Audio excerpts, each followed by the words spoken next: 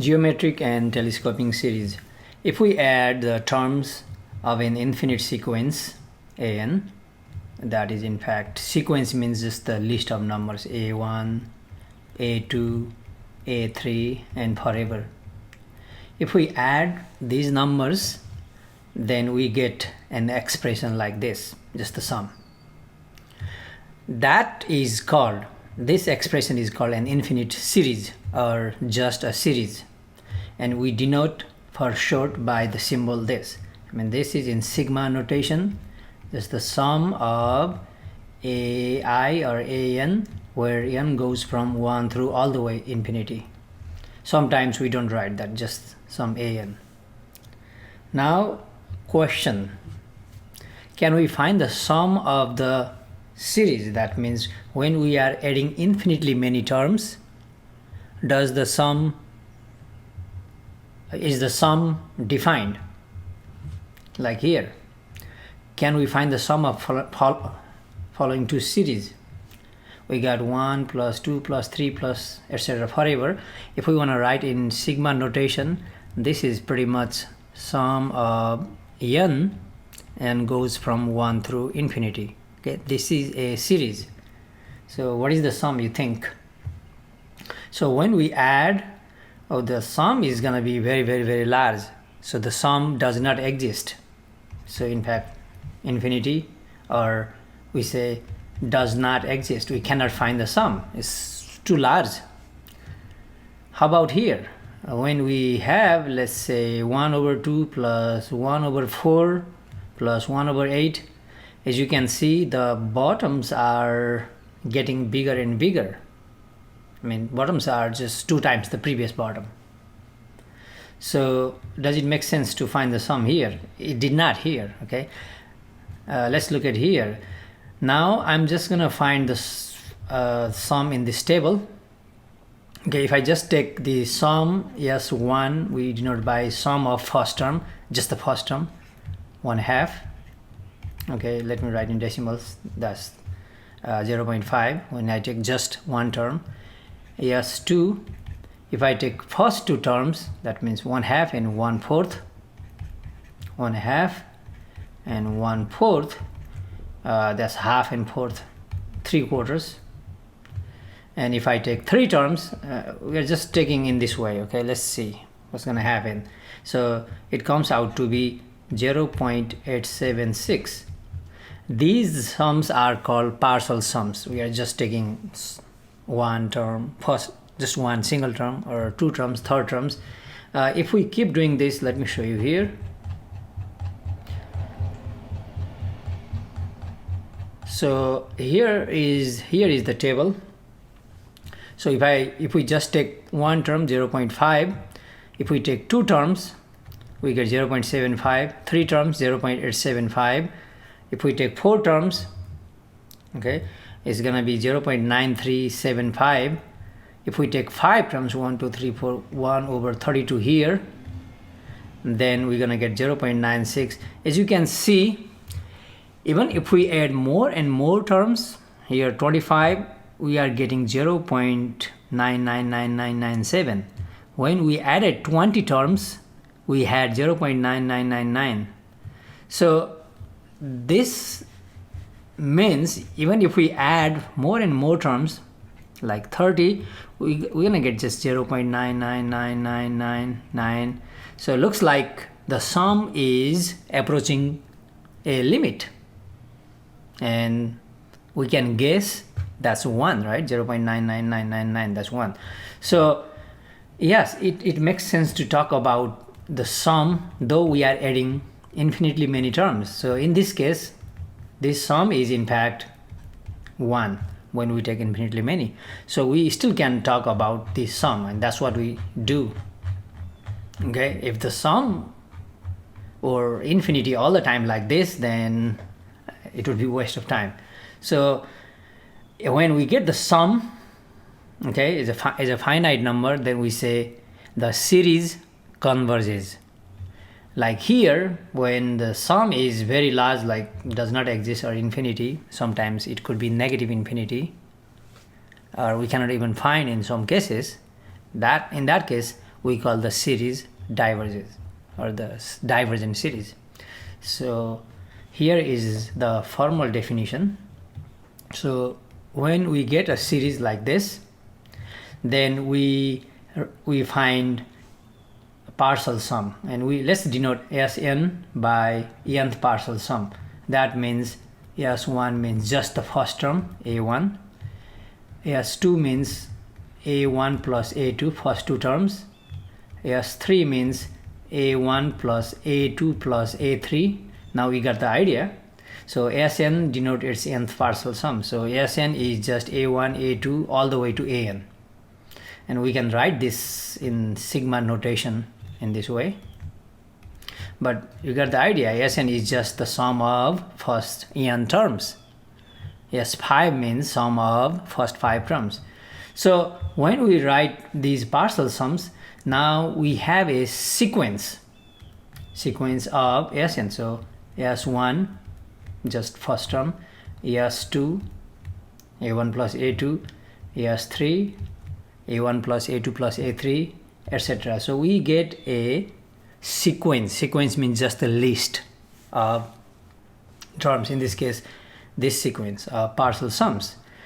Now if this sequence is convergent, I mean that's not always true, but if this sequence is convergent and we have limit, convergent means there will be a finite limit, if that exists as a real number, then this series, we go back, we say the series is called convergent, and we write the sum as this limit S, or in short, in notation we write this. So, and if the number S is called the sum of the series, if this sequence of partial sums is divergent, when we find the limit of these partial sums, if that is very, very big or the limit does not exist, then we call the series divergent. Okay, so the idea is, we don't do that all the time, but the theoretical idea is, when we have a series, then we convert this series in terms of a sequence taking very first term, we denote by S1. Okay, then sum of first two, S2, sum of the first three numbers, S3, S4, S5, etc. Okay, we have n term and more forever. So we create a sequence of partial sums from the series. If this sequence is convergent, then convergent means limit exists as a real number, then this series is convergent, and the sum will be also the limit of these partial sums. Sum series sequence, sorry. This is sequence, this is series. So read this one more time. Now we have a geometric series. In this way, we got first term A, then second term A times some number, third term is AR times some number. In this way, it's going in this way, and we are adding all the numbers. Okay, and then we denote in sigma notation in this way, and this R is called common ratio, because we divide second by first, or third by second, or fifth by fourth, we get this number, common ratio. And this geometric series is convergent. That means we have a sum as a finite number. The sum is possible if absolute value of R is less than 1. That means this number, this multiplying by the previous number by a number, that should be in between -1 and 1. Okay, like here it could be 1/2, 1/3, 3/4. Okay, if the absolute value of R is less than 1, then this is convergent, and we can find the sum in this way, A over 1 minus R. So in fact the sum is, we can write in this way. Okay, these are notation, but pretty much this is first term So you want to go in this way. First term all over 1 minus common ratio, okay, which is r, common ratio. First term might not be obvious in the given series, so you need to determine first term and divide by 1 minus common ratio. That will be the sum if this common ratio is in between -1 and 1, or if absolute value of common ratio is less than 1. If this common ratio r is 1 or bigger, it could be -1 or bigger, or 1 or bigger, that means absolute value of r is bigger than or equal to 1, the geometric series is divergent. I mean, the sum will be too big to be determined, so we call it divergent. So here is a theorem. When we have a series, when we get a convergent series, if the series is convergent, that means the sum is a finite number, then limit of an, limit of these terms must go to 0. Okay, I mean, if the limits, I mean, if these numbers are not going to 0, that means the sum will be very, very big, obviously, and we don't have a convergent series. So this is necessary. I mean, when we have a series, convergent series, then we must have limit of an going to 0. But here is a caveat. Note that the converse of the above theorem is not true. So when we have a limit of something going to 0, that does not mean the series is convergent. It is not true. This is not enough, okay? Not true. Limit going to 0, we cannot conclude anything about this series being convergent.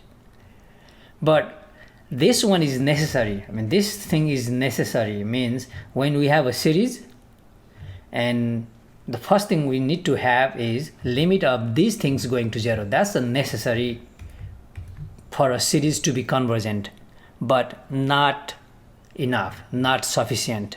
That is not enough to show something convergent. And that brings the following theorem. Test for divergence. Okay, this is really important, quick test, and it can be useful.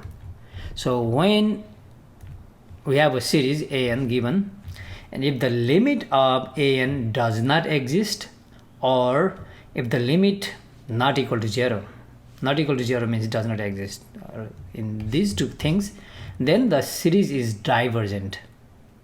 Okay, we can quickly show the series is divergent.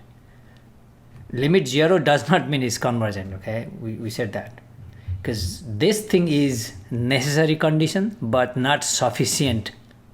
So like here, so suppose you are given a series, let's say here 2 raised to n from 1 through infinity. Now if the question is, check if this series is convergent or divergent. Oh, these are an's, and if we find limit of these terms n going to infinity, that means 2 raised to infinity, that's very, very big, so limit does not exist. Okay, infinity means, that means limit does not exist, or not 0. That means we can clearly see, oh, this is divergent. The sum will be too big. Okay, so this is using the test for divergence. But if the limit is 0, that can happen sometimes, we can't say anything about convergence, divergence. But when it's not 0 or doesn't exist, then we can say it's divergent. So